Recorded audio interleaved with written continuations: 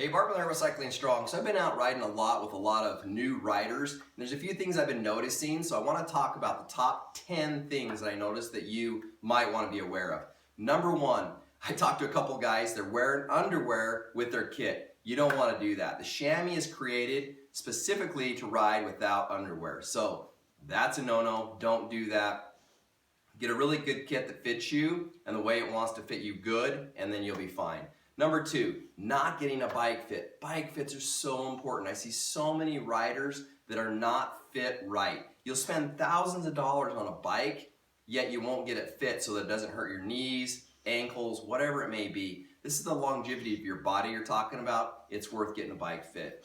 Learning to use your bottles and eat on the bike. It's really important that you learn how to do this on a trainer or when you're doing other things, not all of a sudden just jumping in a pace line when you're tired and trying to learn how to pull a bar out, tear it, and absolutely eat food. Now, you can decide what kind of bottle you like, what's convenient for you, spraying like this. The number one tip though, when it comes to food, for me, that I've taught a lot of young riders is that if you'll take your Garmin, there's a timer in your Garmin that'll alert you to eat whatever time periods that you need, and that way you don't forget in an event or throughout your ride.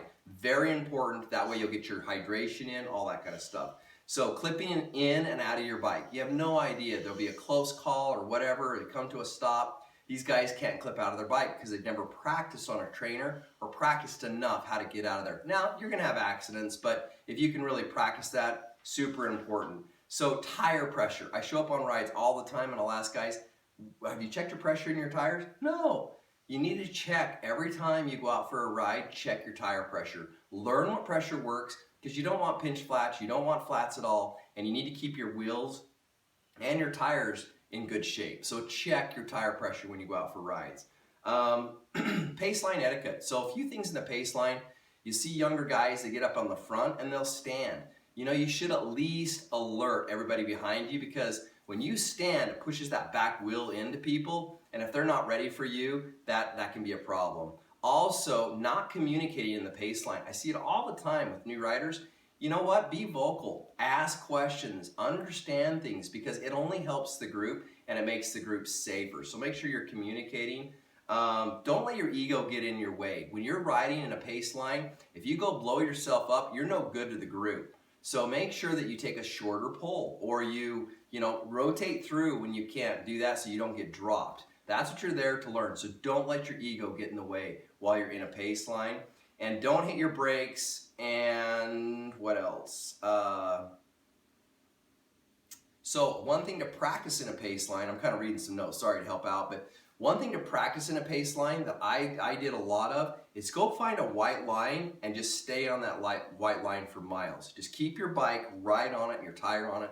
That's how you need to ride in a pace line, and that's what you want to think about. Okay, so the next mistake, number 7, is recovery. Lots of people don't get done. They don't sleep well. They don't drink a recovery drink when they're done. They don't recover their body. And so they tear their body up, which actually puts them behind more than gets them advanced. So make sure you know and listen to your body and get recovered. So mistake number 8, preparing for a ride. When you go to ride, if you haven't been drinking throughout the day or you haven't been, what I mean by that is hydrating your body and getting food in your body, you're gonna make a mistake and you're gonna bonk when you're out on the ride. And always take enough food that you won't bonk, but it's harder to eat out there and make it up than it is to eat prior to your rides and make sure that you're doing good, using good food. Remember, garbage in, garbage out. So good food before you go out on a ride.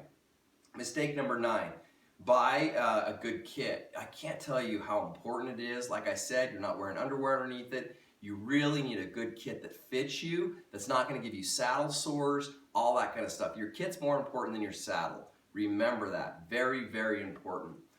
Mistake number 9, learn to use your gears. And I see this all the time.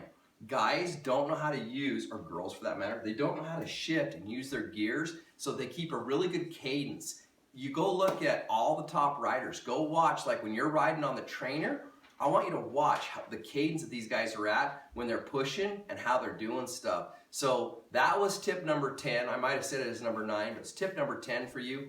And that's a mistake I see as a really big gear mashing. And when you can use high cadence, it's going to make all the difference in the world. And the way to train for that is get a good trainer like Plan 7, Dave Harwood, amazing for that kind of stuff. So that's the main top 10 things that I'm seeing as a problem right now.